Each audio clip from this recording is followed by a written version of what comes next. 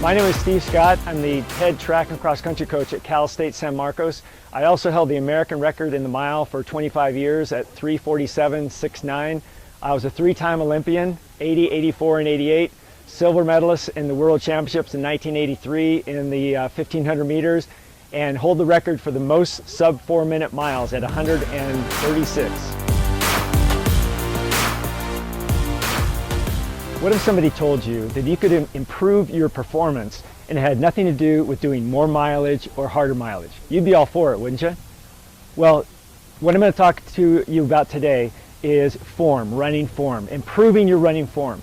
If you improve your form, if you become a more efficient runner, then you're going to improve your times. And it has nothing to do with doing more mileage or faster mileage.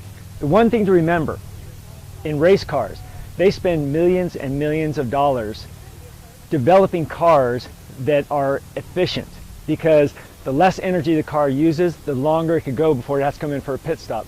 Heck, even look at 18-wheel trucks. They have a hood over the top of the cab, which gets the air to go over the top of the cab instead of hitting it straight on. That improves the mileage of a truck by over 10%. If you could improve your times by 10%, you would be thrilled. So it really much the same thing applies. So running form, being efficient in your running form, is going to make you a better runner. There's some real simple things that you need to look at, and anybody can change the form. It's just a matter of getting it in your mind that is something that you want to do. And if you practice it for 24 days, then it will become a habit. But it's up to you to do it, because you've got to practice every step, every stride of every run. First thing we start with is the head. The head should remain still. You want everything to be moving in a forward motion with no wasted energy back and forth. If your head is moving back and forth, I see this all the time with kids at the end of the race. They'll start moving their head like this, thinking that that's going to make them faster, but it actually makes you slower.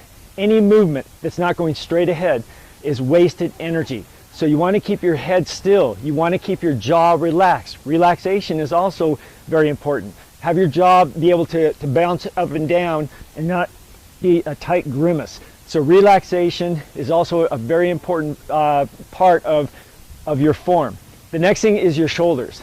And I see this more often with girls than I do with guys, but you see the shoulder moving instead of just the arms. So from a side view, you can see it. If I'm running like this, my shoulders are going back and forth. That is wasted energy. Anything going side to side is wasted energy. Again, everything wants to be straightforward. So the arms are the only thing moving. Imagine that someone drilled a hole in your arm into your shoulder, and this is the only movement you want to see right here. Going straight forward, this is the only movement. You don't want your hand crossing over your center. So here is your center. It could come up to it like this, but doesn't cross over. And you want to keep more or less a 90-degree angle. When you're running fast, the faster you run, you can't open it up a little bit, but generally you just want to keep your arms at a 90-degree angle, your shoulders relaxed, shoulders down, hands relaxed. You want to be cleansing a fish. You don't want to be like this, just a nice relaxed hand movement with, again, just the arms moving, not the shoulders. From the lower body, the waist, you want to have your pelvic pointing up. So when people say you're sitting back, that's because your pelvis is tilted inward. You want your pelvis to be tilted forward so that you don't have that sit back motion. So you also want to have a slight forward lean. You want to have that straight line coming up the body. Have a slight forward lean in your running. Lastly is you have your feet, you want to be striking on the front part of your foot, on that, right in this part, and you want your foot to be landing underneath your center. So you actually are going to strike the ground under your center on the front part of your foot. You quickly rock back to the heel, and then you push off. The most inhibiting part of running is when you heel strike. If you're coming out and you're going to strike first out in front of your body on the heel, you're basically breaking every stride. Have you ever tried driving a car with one foot on the gas and one foot up on the brake? That's what this is like.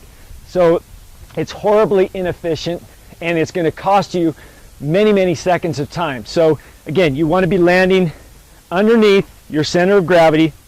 So you're going to be landing about right here, and then as you push off, your heel is going to touch the ground slightly, and then you're going to push off. The other thing to remember is running is not all quads. It involves the glutes, the hamstrings, and the calves. Those are the most strongest muscle you have is the glutes. This backside muscle is the strongest muscle you have. So don't forget that as you are coming through your stride, to push off with that back leg. Utilize the backside, your glutes, your hamstrings, and your calves. So in recap, everything wants to be moving in a forward motion. Head still, arms are moving straight ahead, shoulders not moving. Make sure your pelvis is tilted forward, and then you want to be landing on the front part of your foot.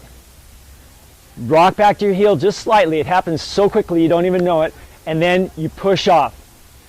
If you utilize this form of running, you're going to improve many seconds, and it doesn't require adding more mileage or harder mileage. You guys take care, good luck to you, and great running.